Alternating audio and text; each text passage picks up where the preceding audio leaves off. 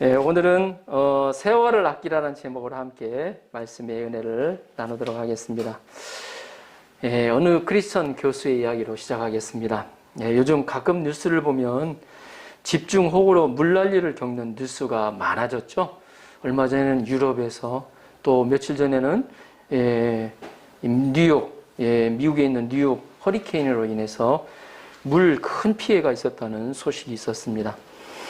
어느 크리스천 교수가 1984년 여름 서울이 물난리를 겪었을 때의 일이라고 합니다. 그가 잠을 자다가 집안에 물이 쏟아져 들어오는 바람에 화들짝 잠에서 깨어서 가족들과 밖으로 피했다고 합니다. 너무나 순식간에 일어난 일이라 미처 집안에 가구나 옷기, 식기, 옷가지, 귀중품을 갖고 나올 여유가 전혀 없었다고 합니다. 밖으로 나온 이 교수는 허탈한 마음으로 집을 바라보다가 큰 깨달음을 얻었다고 합니다. 죽음도 이렇게 맞겠구나. 세상에서 소유하고 있던 물질을 다 챙겨가는 것이 아니라 빈손으로 하나님 앞에 서겠구나 라고 고백했다고 합니다. 우리 인생은 한 번뿐인 인생입니다. 잘못 살았다고 해서 다시 살 수 있는 것이 아닙니다. 또한 우리의 능력에는 한계가 있습니다. 하고 싶은 것을 다 하고 살 수가 없습니다. 우리가 이런 상황에서 어떻게 하면 지혜롭게 살 수 있을까요? 사도 바울은 세월을 아끼라고 말씀합니다. 이 시간 말씀을 통하여 세월을 아끼는 방법을 묵상하면서 주어진 기회를 잘 살려서 귀하고 값진 인생을 사는 은혜가 넘치도록 축복하며 기도합니다. 아멘. 15절, 16절을 보십시오. 15절, 16절. 한 목소리로 같이 한번 읽어보겠습니다. 화면을 통해서 시작. 그런즉 너희가 어떻게 행할지는 자세히 주의하여 지혜 없는 자같이 하지 말고 오직 지혜 있는 자같이 하며 세월을 아끼라. 때가 악하니라. 아멘. 사도 바울은 세월을 아끼라고 권면하고 있습니다. 이 말씀은 원어에는 톤 카이론 엑사고리 조메노 노이라는 말인데 시간을 돈을 주고 사다라는 뜻이 있습니다. 이제 현대의 성경에는 모든 기회를 충분히 살리라고 번역되어 있습니다. 또 NIV 성경을 보니까 make the most opportunity라고 나옵니다. 최선의 기회를 만들라는 것입니다. 이상을 종합해 보면 세월을 아끼라는 말씀은 최상의 기회를 사서 만들라는 뜻입니다. 최상의 기회를 만든다는 것은 쉬운 일이 아니에요. 정말로 지혜가 필요합니다. 사도 바울은 물건을 값을 주고 사듯이 최상의 기회를 사라고 합니다. 이는 우리가 최상의 기회를 만들기 위해서는 그에 맞는 대가가 따른다는 것을 말해주고 있습니다. 우리가 최상의 기회를 만들기 위해서는 조금 덜 좋은 차선의 기회를 포기할 줄 알아야 합니다. 그러니까 어떤 사람은 한 가지를 잘하는 사람이 있고 여러 가지를 잘하는 사람이 있습니다.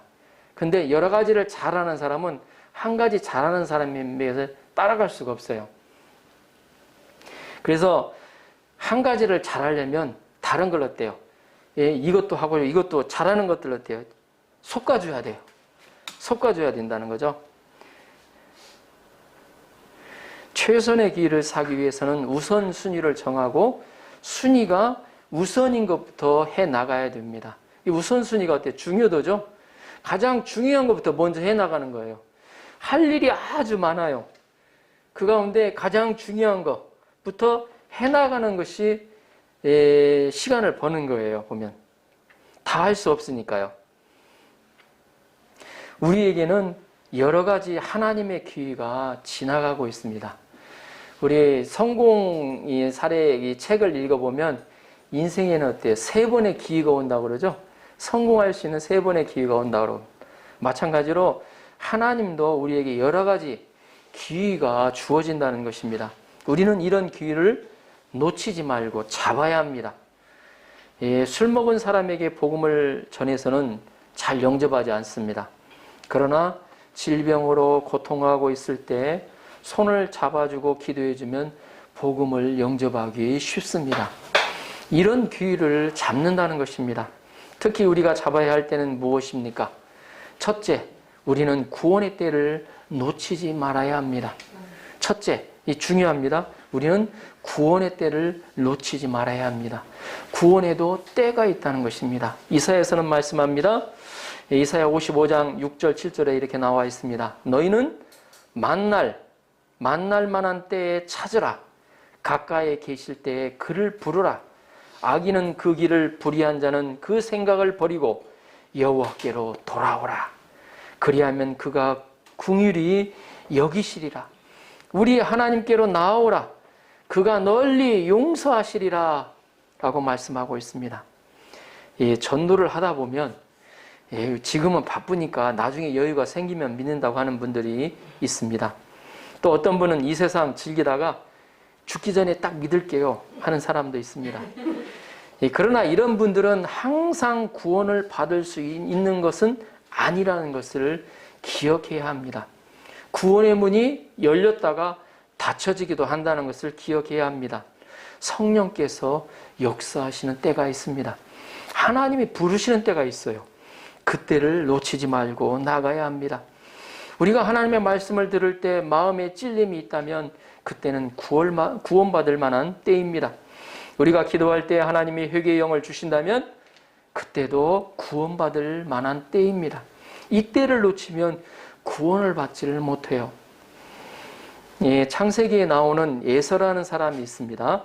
그 유명한 어때요? 팥죽으로 장자의 축복을 팔아먹은 사람으로 나오죠. 보면 그는 야곱에게 장자의 명물을 팔고 장자의 축복을 빼앗긴 후에 통곡하였습니다. 그러나 그는 이미 때를 놓쳐버렸어요. 특히 전도자들은 양들의 구원받을 만한 때를 놓치지 말고 복음을 전해야 합니다. 나중에 되겠지, 나중에 언제 되겠지, 그렇게만 생각하고 있으면 되지를 않습니다. 우리는 양들이 언제 구원받을 만한 때인가를 잘 살펴보아야 합니다. 어떤 분은 평상시 말씀을 공부해도 은혜가 임하지 않았다고 합니다. 말씀을 무슨 말인지는 말씀 공부하다 보니까 알겠는데 마음으로 와닿지를 않는 거예요. 보면. 그런데 여름 수련회에 가서 사랑의 예수님을 인격적으로 만나게 되었습니다. 그때가 예수님을 만날 때였던 것입니다. 저도 인격적으로 예수님을 만난 것은 성경 공부를 대학 때 시작한 지 7년째 되던 해였습니다. 이와 같이 예수님을 만나는 때가 있다는 것입니다. 조급해하지 마시고 사모함으로 준비가 되면 하나님은 반드시 만나 주신다고 약속하여 주셨습니다. 에레미야 29장 13절을 다음과 같이 기록하고 있습니다. 너희가 온 마음으로 나를 구하면 나를 찾을 것이요 나를 만나리라. 아멘. 우리는 기도하는 가운데 구원의 때를 찾아야 합니다. 기다려야 됩니다. 둘째, 일반적인 때가 있다는 것입니다. 여러분, 봄에는 무엇을 할 시기입니까? 봄에는 일반적으로 봄에는 놀러 갈 때입니까? 봄에는 씨를 뿌릴 때죠. 보면 여름은 가꾸는 때이고 가을은 추수하는 때입니다. 제가 자전거를 좀 타고 다니다 보니까 벌써 또 벼들이 노랗게 익었어요. 보면 그 아름다운 그 황금 물결이 보이고 있습니다. 벌써 추수가 끝난 데도 있어요. 낮에는 일을 할 때이고 밤에는 잠을 잘 때입니다. 우리가 여름에 씨를 뿌리게 되면 그는 참으로 어리석은 사람입니다. 우리가 살았을 때 일을 할 수 있지만 죽으면 일을 할 수가 없습니다. 살아서는 열심히 하나님이 주신 일을 해야 합니다. 늙어서 기력이 없을 때, 눈도 희미하게 보일 때 일을 하고자 뛰어다니는 사람은 참으로 어리석은 사람입니다. 예수님은 말씀하셨습니다. 때가 아직 나심에 나를 보내신 이를 우리가 하여야 하리라. 밤이 오리니 그때는 아무도 일할 수 없으리라. 여기서 낮은 젊은 때를 말합니다. 우리가 젊을 때 열심히 공부해야 합니다. 그래서 미래의 기초를 마련해야 됩니다. 필요한 자격증도 따고 또 운전면허증도 따고 필요하다면 영어 회화도 공부하고 또 전공도 열심히 또 빠짐없이 공부해야 됩니다. 무엇보다도 훌륭한 성경 선생이 되어야 합니다. 성경 선생은 정년이 없어요.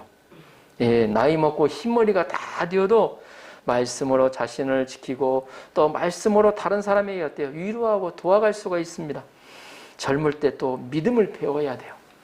주어진 상황 올 때 어려워진 상황이면 상황일수록 주님을 배울 기회가 돼요. 문제 해결만을 바라보지 않고 이 문제를 통해서 내가 내 힘으로는 어쩔 수 없는 이 문제를 통해서 어때요? 주님을 경험하겠다. 예수님이 나와 함께 하신다는 걸 경험하고 싶다. 그 마음 가운데 임하면 문제들이 단순히 문제가 아니라 예수님을 만나고 예수님을 경험하고 예수님을 인격적으로 만날 수 있는 기회가 되는 거예요. 우리는 젊었을 때 게임이나 오락으로 시간을 낭비하지 말고 하나님이 주신 원대한 꿈을 품고 중년과 노년의 때를 준비해야 합니다. 우리는 살았을 때가 복음을 믿을 수 있는 때입니다. 죽으면 우리는 예수님을 믿고 싶어도 믿지를 못해요. 우리는 부모님이 살아계실 때에 힘써 복음을 전해야 합니다. 효도를 해야 합니다. 이때를 놓치지 않는 사람이 지혜로운 사람입니다. 우리는 우리가 건강할 때 주의를 할 수가 있습니다. 병들어 병원에 누워있으면 아무것도 하지를 못해요. 건강할 때 주의를 힘쓰는 사람이 지혜로운 사람입니다. 우리는 남을 도와줄 수 있는 힘이 있을 때 남을 도와주어야 합니다. 셋째, 각각에 맞는 때가 있다는 것입니다. 주식을 투자할 때가 있죠. 어떤 때 투자합니까? 주식이 올라갈 때입니까? 주식이 내려갈 때입니까?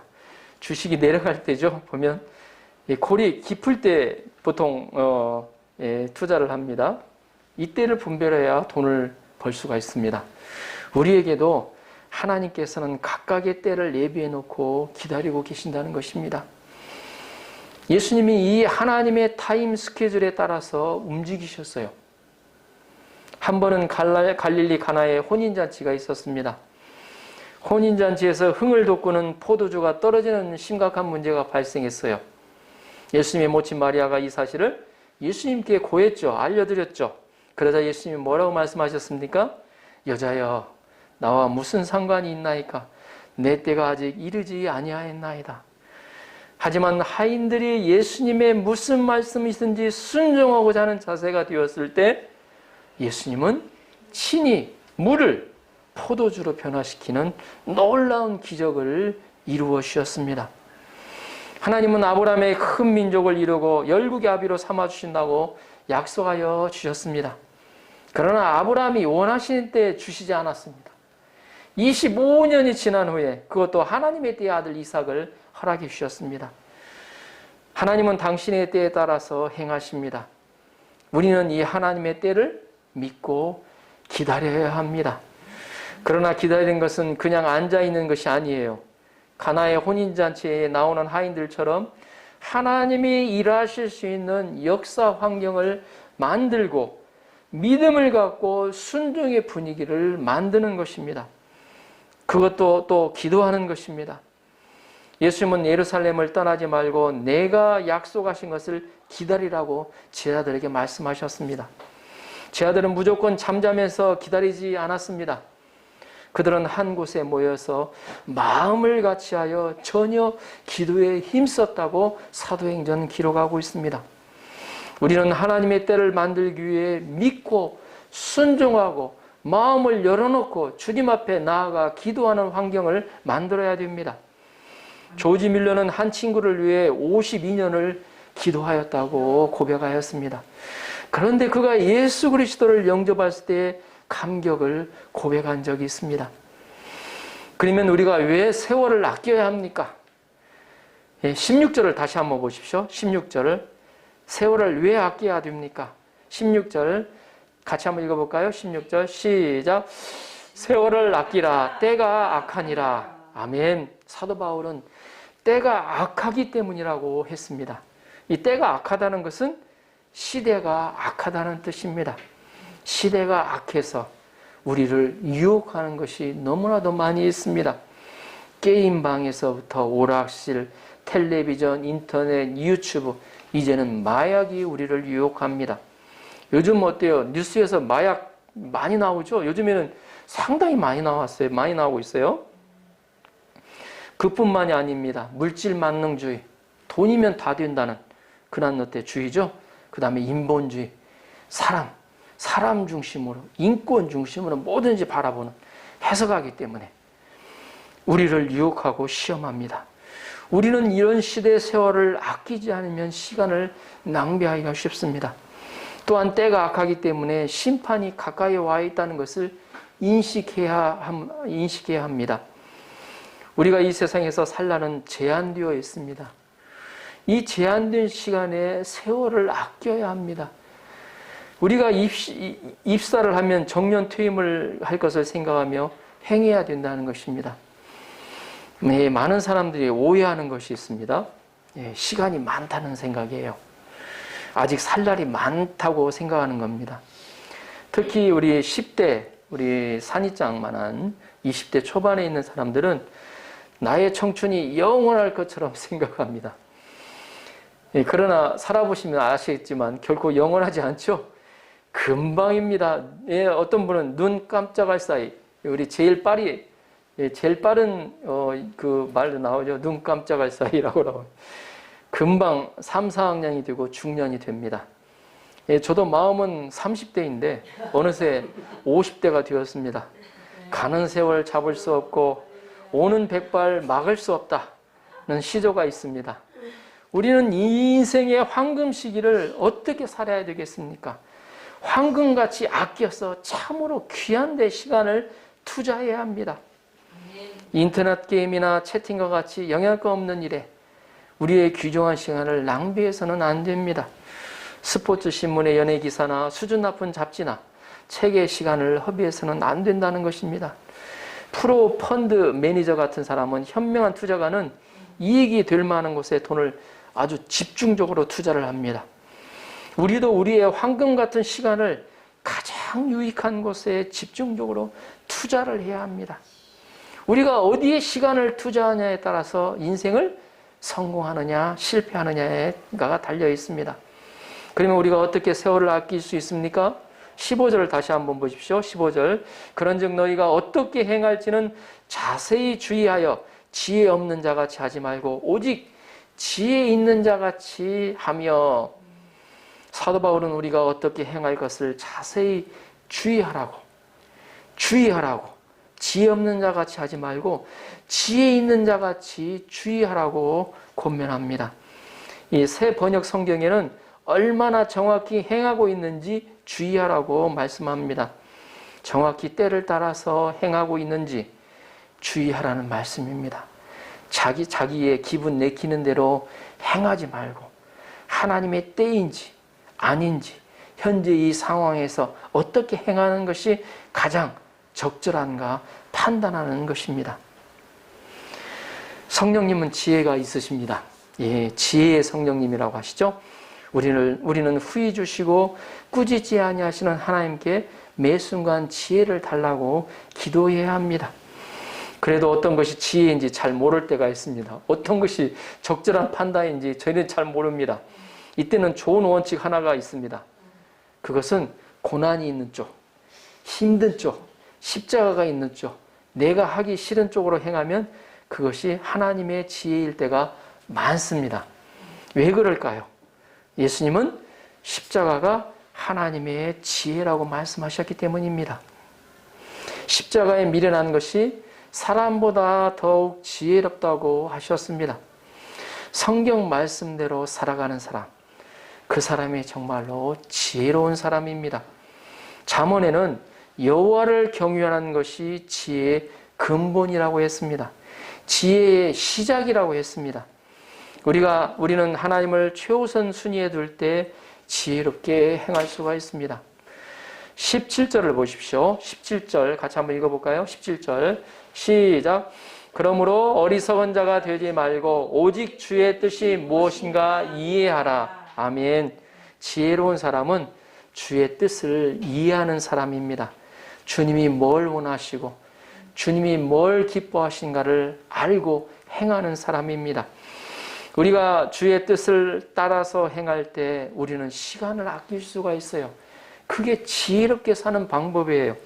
주님의 뜻은 가장 지혜롭기 때문입니다. 우리가 어떻게 주의 뜻을 알 수 있을까요? 주의 뜻은 일반적인 주의 뜻과 특별한 주의 뜻이 있습니다. 예를 들어서 데살로니가전서 5장에 나오죠. 항상 기뻐하고 쉬지 말고 범사에 감사하는 것이 주의 뜻이라고 나옵니다. 또 요한복음 6장 39절에는 나를 보내신 자의 뜻은 내게 주신 자 중에서 하나도 잃어버리지 아니하고 마지막 날에 다시 살리는 이것이니라고 나옵니다. 또 예수님은 감람산 어때요? 감람산 그 십자가 앞에서 나의 원대로 마옵시고 아버지의 원대로 하옵소서 기도하시고 십자가를 지셨습니다. 이것을 볼 때 십자가를 지는 것은 하나님의 뜻이라는 것을 알 수가 있습니다. 그러나 이렇게 분명하게 하나님의 뜻을 알 수 있는 것이 있지만 분명히 하나님의 뜻을 모를 때도 있습니다. 예를 들어서 어때요? 주식을 사야 할까요? 또 말아야 할까요? 지금 어때요? 저 사람을 어때요? 신방 가야 할까요? 가지 말아야 할까요? 이런 것이 주의 뜻이 어떤 때인지를 알기가 쉽지가 않다는 것입니다. 그 외에 선택할 전공, 우리 산이는 요즘 한참 전공을 좀 고민하고 있습니다. 또 직장 선택이랄지 결혼 상대 선택, 친구 선택, 체계 선택 이래까지 무엇이 주의 뜻인지 몰라 고민할 때가 있습니다. 그러나 우리가 사도행전을 보면 성령께서 친히 우리의 길을 인도하시는 것을 보게 됩니다. 성령께서 우리 안에 소원을 두고 행하십니다. 바울은 소아시아 전도를 하고자 했지만 성령께서는 바울을 유럽으로 인도하여 주셨습니다. 사도행전 16장에 나오죠. 빌립이 누구에게 전도해야 할지 모르고 있을 때 성령께서는 광야에 있는 이디오피아 네시에게로 인도하셨습니다. 우리는 성령님의 인도를 받아야 합니다. 그러면 그분이 원하시는 뜻을 알 수가 있습니다. 기도하는 중에 성령께서 우리의 말씀을 깨닫게 하실 때도 있습니다. 우리가 깨어서 기도하면 하나님께서 성령으로 우리에게 뜻을 알려주십니다. 그러니까 기도 제목 있는 게 뭐예요? 보면 주님 제가 어떻게 하면 좋겠습니까? 묻는 거예요. 보면 하나님은 무엇을 원하십니까? 우리 그게 기도 제목이죠. 이런 문제가 있는데 이걸 하고 싶은데 주님 이걸 어떻게 하면 좋겠습니까? 어떻게 하는 게 지혜롭습니까? 그게 우리의 기도 제목이 될 수가 있습니다. 영적으로 아직 부족해서 하나님의 뜻이 무엇인지 분별이 안 될 때도 있습니다. 이때는 영적으로 성숙한 리더나 목회자에게 상의를 하면 하나님께서 선한 길로 인도해 주실 때가 있습니다. 또 어떤 때는 하나님께서 아무리 말씀해도 못 알아들을 때는 사건으로 말씀하실 때도 있어요. 또 주위 사람을 통해서 말씀하실 때도 있습니다. 우리가 하나님의 음성을 듣고자 하기만 하면 하나님은 우리에게 언제든지 말씀하여 주신다는 것입니다. 우리가 하나님의 뜻을 분별하기 위해서는 성령의 충만함을 받아야 됩니다. 자, 18절을 보십시오. 18절 같이 한번 읽어볼까요? 18절 시작. 술 취하지 말라. 이는 방탕한 것이니 오직 성령의 충만함을 받으라. 아멘. 이 술 취함과 성령의 충만함 사이에는 유사점이 있어요. 취한다는 거예요. 술 취한 사람은 어떻습니까? 술 기운으로 무엇을 하고 성령의 충만을 받은 사람은 또 성령의 힘으로 살아가게 됩니다. 술 취함만 나와 있지만 오늘날로 말하면 취하게 하는 것들이 있어요. 술도 있지만 담배도 있고 게임도 있고 마약도 있습니다. 그러나 술과 성령은 근본적으로 다르다는 것을 우리는 기억해야 됩니다. 술은 어때요? 우리의 이성을 마비시키죠? 속에 있는 거 어때요? 다 끄집어내죠? 보통 얘기 않는 사람들이 술 마시면 어때요? 다 얘기를 해요. 뭐 평상시 못한 불평분만 얘기하죠. 이성이 마비되다 보니까 혀도 꼬부라진 소리 하고 걸음도 갈짓자 걸음을 걷죠. 보면 술 취한 사람은 또 난폭하고 방탕하고 무절제합니다. 아무한테나 어른한테도 아무한테나도 그냥 그냥 반말해버리고 친구처럼 대하고 그럽니다. 그러나 성령은 활성제 역할을 합니다. 작용을 합니다. 이해력과 분별력과 자제력이 더욱 뛰어나게 합니다. 성령이 임하면 우리의 마음은 평화와 기쁨과 사랑이 넘쳐납니다. 저 사람 정말 사랑하고 싶어서 그냥 사랑한다고 해갖고 사랑하는 그런 게 아니고 저 사람 어때요? 뭐라도 좀 이렇게 주고 싶고 저 사람을 위해서 기도해 주고 싶고 그러한 사랑이 내 안에 넘쳐요. 기쁨이 넘칩니다. 감사가 넘쳐요. 보면 성령도 속에 있는 것을 끄집어내지만 불평불만이 아니라 죄를 끄집어내서 눈물로 회개하도록 도우십니다. 사도 바울은 술 취하지 말고 오직 성령의 충만함을 받으라고 말씀하셨습니다. 이는 우리가 술에 취하면 성령의 충만함을 받을 수 없다는 말입니다. 괴로운 사람들은 술을 먹지 않으면 하루를 살지 못하죠. 보면 그래서 술을 마시다 보면 점점 알코올 중독이 되고 폐인이 되어갑니다. 그러므로 우리는 무엇보다 성령의 충만을 받아야 합니다. 구약에 하나님이 임하실 때 성전의 구름이 가득하였습니다. 성전에서 성령의 물이 흘러날 때 물이 충만히 흘려서 생명들이 살아났습니다. 성령이 그렇게 우리의 마음에 가득하고 흘러나는 것입니다. 성령의 충만을 받을 때 우리의 생명이 살아나게 돼요. 충만함을 받을 때 우리 안에 어때요? 감사와 기쁨과 사랑이 넘쳐 흐르게 돼요. 왠지 어디서 모르게 기쁨이 내 안에 솟아올라요.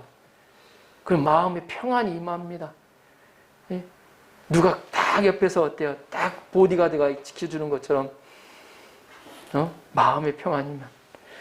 그러면 우리가 어떻게 성령의 충만함을 받을 수 있을까요? 우리가 예수님을 영접하고 죄사함을 받을 때 우리는 성령의 세례를 받을 수가 있습니다. 그러나 여기서 한 가지 기억해야 할 것은 성령의 세례를 받은 후에 성령은 소멸되기도 한다는 것을 기억해야 합니다. 우리가 하나님의 말씀에 불순종을 한다든지 또 음란한 행동을 한다든지 거짓을 말하면 성령께서 소멸되십니다. 하나님은 이 성령은 하나님의 어때요? 거룩한 영이기 때문에 하나님이 원하시는 것을 어때요? 자꾸 쫓아서 그대로 어때요? 생각하고 어때요? 행동하고자 할 때는 성령이 더욱더 충만해져 가요. 그 안에서 역사하는 힘이 커져요. 근데 자꾸 어때요? 하나님은 저걸 원하시는데 나는 이걸 원해. 그러면 자꾸 어때요? 하나님이 원하시는 걸 안 취하고 내가 원하는 걸 찾고 다니고, 예? 선택해서 가고, 하나님 어때요? 좀 믿게 생긴 사람 있잖아요, 보면? 그러면 어때요? 나는 일단 계속 미워하고 싶어. 예? 근데 하나님은 어때요? 그래도 사랑해라. 예? 용서하고, 그를 위해서 기도해라. 축복해줘라. 예, 그런 마음이 어때요? 내 마음에 거부를 하고 어때요? 자꾸 내 이제 감정대로 가는 거죠. 그러면 내 안에 어때요? 성령이 주신 어때요? 성령이 소멸되어 간다는 거죠. 우리는 성령을 소멸시키지 말고 오히려 성령의 충만함을 받아야 합니다. 우리는 성령의 충만함을 받은 사람의 예로 사도행전에 나오는 사도들이나 스데판, 빌립과 같은 7 집사를 들 수가 있습니다. 이들은 기도와 말씀에 전무하는 사람들이었습니다. 열심히 말씀 듣고 또 기도하는 사람들이었습니다. 우리가 하나님께 간절히 기도할 때 성령께서 충만히 임하여 주십니다. 그래서 성령의 충만함을 받기 위해서는 성령께서 주시는 생각을 해야 합니다. 미움 대신에 사랑을 갖고, 부정적인 생각 대신에 긍정적인 생각을 갖고, 불평 대신에 감사를 해야 한다는 것입니다. 성령이 충만한 사람은 육신에게 져서 육신대로 살지 않고 성령을 자신에 완전히 복종시킵니다. 우리 신앙생활의 승패는 성령의 충만함을 받느냐 받지 못하느냐에 달려 있습니다. 성령의 충만함을 받을 때 주의 뜻을 이해할 수 있고 주의 뜻을 이해하면 세월을 아낄 수가 있습니다. 19절에서 21절은 성령의 충만히 받은 자의 삶이 어떠한가를 가르쳐 줍니다. 자, 19절에서 21절까지 같이 한번 읽어보겠습니다. 시작. 시와 찬송과 신령한 노래들로 서로 화답하며 너희의 마음으로 주께 노래하며 찬송하며 범사의 우리 주 예수 그리스도의 이름으로 항상 아버지께 함께 감사하며 그리스도를 경외함으로 피차 복종하라. 먼저 시와 찬미와 신령한 노래로 서로 화답하는 역사가 일어납니다. 성령이 충만하면 성도들 간에 사랑의 교제가 이루어져 가요. 모든 오해와 미움과 시기들이 다 없어져 나가요. 또 주님과 대하며 내 마음이 주께 노래하며 내 영혼이 주를 찬송하는 역사가 일어납니다. 마음에. 그러니까 오늘 찬송에도 나온 것처럼 랄랄라 할 수 있는 거죠. 우리 삶이 쉽지가 않습니다. 고난이 있고 고통스럽습니다. 그러나 그런 가운데서도 랄랄라 할 수 있는 주님의 어때 은혜를 주셨어요. 우리가 그걸 누려야 되지 않겠습니까? 예, 결론적으로 세월은 유수처럼 빠르게 지나갑니다. 나이가 들수록 세월은 더욱 빠르게 지나갑니다. 우리는 빠른 세월을 아껴야 합니다. 우리의 최선의 기회를 찾는 가운데 보람 있고 가치 있는 삶을 살아야겠습니다. 우리가 세월을 아끼기 위해 성령 충만을 받고 주의 뜻을 알 수 있기를 기도합니다. 아멘.